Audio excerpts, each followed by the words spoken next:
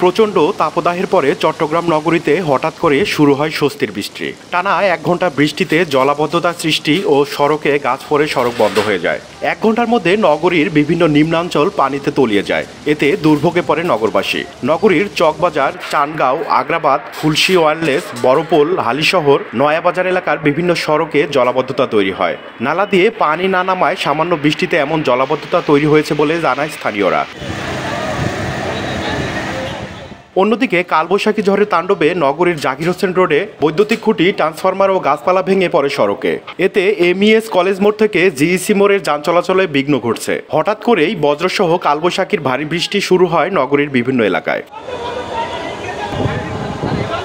সড়কের উপর ভেঙে পড়া বৈদ্যুতিক খুঁটি ও গাছপালা সরাতে একযোগে কাজ শুরু করে বিদ্যুৎ বিভাগ ও ফায়ার সার্ভিসের কর্মীরা। খুলশী বিদ্যুৎ বিতরণ বিভাগের প্রধান কর্মকর্তা নুরুদ্দিন বলেন, ভারী বৃষ্টি ও ঝড়ো হওয়ার কারণে 2টি বৈদ্যুতিক খুঁটির সঙ্গে সংযুক্ত ট্রান্সফরমার রাস্তায় ভেঙে পড়েছে।